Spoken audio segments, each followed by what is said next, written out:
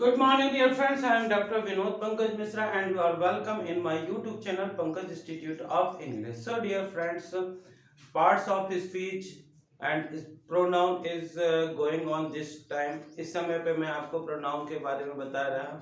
इसके पहले मैंने आपको पर्सनल प्रोनाउन बताया क्या होते हैं पर्सनल प्रोनाउन. देन उसके बाद मैंने डिमॉन्स्ट्रेटिव प्रोनाउन बताया क्या होते हैं demonstrative pronoun.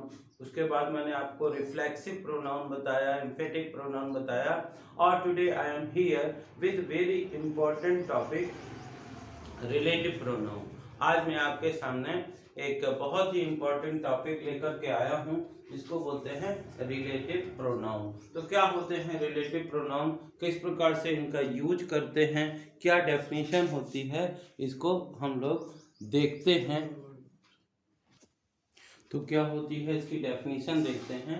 A relative pronoun is a pronoun that not only refers to some noun which has been already mentioned, but like a conjunction, it also combines two sentences. A relative pronoun is a pronoun that not only refers to some noun which has been already mentioned, but like a conjunction, also combines two or two sentences. कैसे देखते हैं इसकी परिभाषा.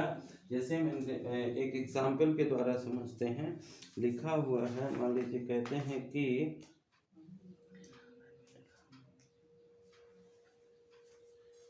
एक sentence लिखा है I met Ram. ठीक है. सेकंड सेंटेंस लिखा हुआ है Ram is my best friend.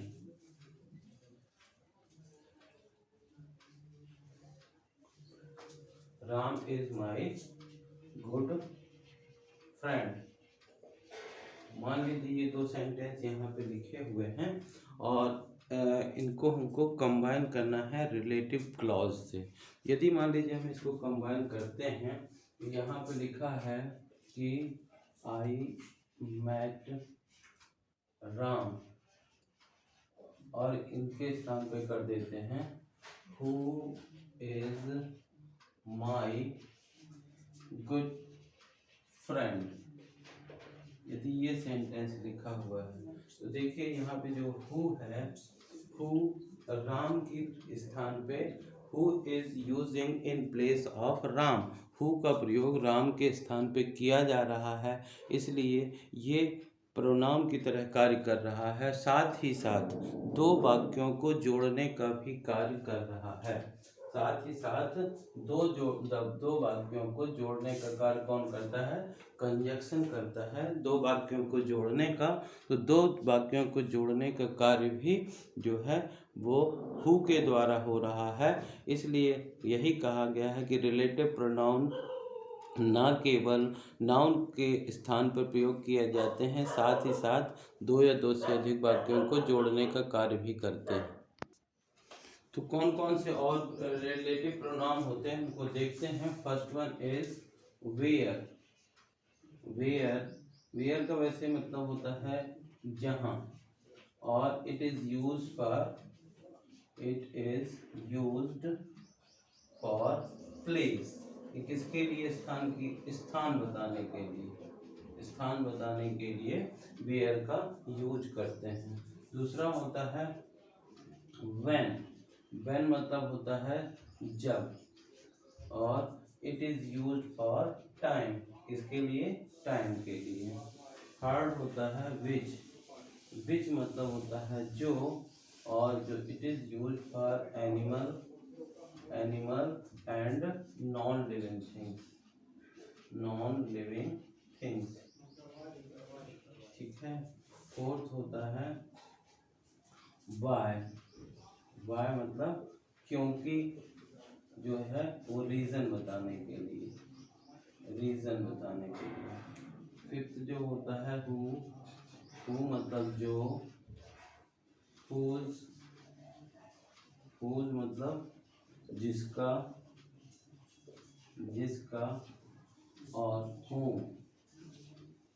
मतलब जिसको.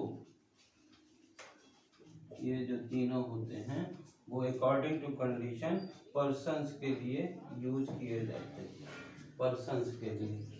तो यदि हम बात करें कि निम्नलिखित और भी जो रिलेटिव प्रोनाउन होते हैं वो होते हैं, फर्स्ट वन होता है वेयर, वेयर मतलब जहाँ, it is used for place. Second one is when, when मतलब जब, इसका यूज़ सम टाइम के लिए होता है। विच जो होता है जो एनिमल के लिए और नॉन लिविंग थिंग्स के लिए होता है। वाई क्योंकि, रीज़न यानी कारण बताने के लिए। हु मतलब जो, हुज मतलब जिसका और हु मतलब जिसको। तो ये अकॉर्डिंग टू कंडीशन पर्सन्स के लिए यूज किए जाते हैं। एक और होता है दैट, दैट का भी यूज जो होता है दैट, इसका भी मतलब होता है जो या कि। ये भी नॉन लिविंग थिंग्स के लिए, नॉन लिविंग थिंग्स के लिए यूज किया जाता है। तो इस प्रकार से हम रिलेटिव क्लॉज का दो वाक्यों को जोड़ने के लिए कंजेशन की तरह प्रोनाउन के रूप में यूज कर सकते हैं, यानी नाउन के स्थान पर। इसके एक तो एग्जाम्पल और देखते हैं किस प्रकार से हम कर सकते हैं। तो देखिए कुछ एग्जाम्पल के द्वारा और समझते हैं। जैसे यहाँ पे लिखे हुए हैं, कुछ एग्जाम्पल लिखे हुए हैं, और कंबाइन विथ रिलेटिव प्रोनाउन, इनमें किस प्रकार से रिलेटिव प्रोनाउन का यूज करना है।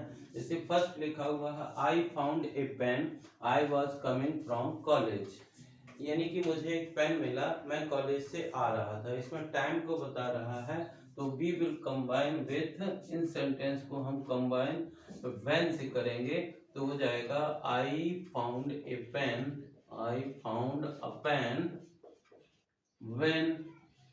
when I was coming from college, coming from college, जब मैं कॉलेज से आ रहा था। तो यहाँ पे जो when है, when जो है वो एक प्रोनाउन की तरह यूज हो रहा है, कंजक्शन की तरह यूज हो रहा है, तो ये हो जाएगा।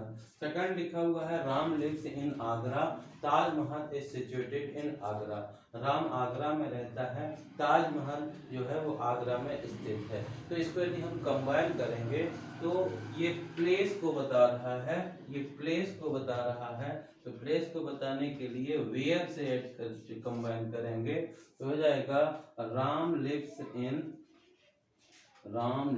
इन आगरा, आगरा वेयर, जहां Taj Mahal is situated, Taj Mahal is situated, situated. तो इस प्रकार से फर्स्ट सेंटेंस जो था उसको हमने किससे कंबाइन किया, व्हेन से, जो क्या बताता है, टाइम को बताता है। सेकंड बताया जो प्लेस होता है, प्लेस को बताने वाले सेंटेंस को किससे कंबाइन करते हैं, वेयर से। नेक्स्ट सेंटेंस लिखा हुआ है I saw a man, police was beating the man, I saw a man, मैंने एक आदमी को देखा, police was beating the man, police आदमी को पीट रही थी। तो मैंने बताया कि पर्सन्स के लिए हम जनरली किसका यूज करते हैं, हु, हुज और हुम, तीन चीजों को बताने के लिए हु, हुज और हुम। तो यहाँ पे हु मतलब जो नहीं होगा, यहाँ पे जिसको बताने के लिए हम हुम यूज करते हैं। क्या यूज करते हैं, हुम मतलब जिसको। तो इसको यदि हम कंबाइन करेंगे तो हो जाएगा आई saw a man whom police was beating, I saw a man whom police was beating, I saw a man whom police was beating, मैंने एक आदमी को देखा जिसको कि पुलिस जो थी वो पीट रही थी। तो पर्सन्स के कारण यहाँ पे whom का यूज हुआ। नेक्स्ट लिखा हुआ है I have lost the watch, you gave me the watch.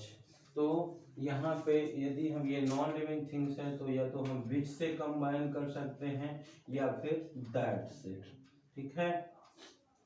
तो इसको दैट से करेंगे, मान लीजिए I have lost the watch which you gave me, which या that किसी का भी यूज कर सकते हैं। That you gave me, you gave me, तो या तो आप विच से यूज कर सकते हैं या दैट का यूज कर सकते हैं। और you can make combine sentence, इन सेंटेंस को कंबाइन करके एक सेंटेंस, कॉम्प्लेक्स सेंटेंस या कॉम्प्लेक्स सेंटेंस बना सकते हैं। तो dear friends, this is the use of relative pronoun. इस प्रकार ये रिलेटिव प्रोनाउन का यूज है और इसको जो है वो ग्रामेटिकल में बहुत ही इम्पोर्टेंट है। In spoken it is also very important. So dear friends, यदि आपको ये वीडियो लेक्चर पसंद आ रहा हो तो इसे लाइक करिए, ज़्यादा से ज़्यादा शेयर करिए, और यदि आप चैनल के लिए नए हैं तो इस चैनल को सब्सक्राइब करिए और बेल आइकॉन को प्रेस करिए ताकि इस प्रकार के वीडियो जब भी अपलोड हों तो आपके पास नोटिफिकेशन पहुंच सके। Thank you, have a great.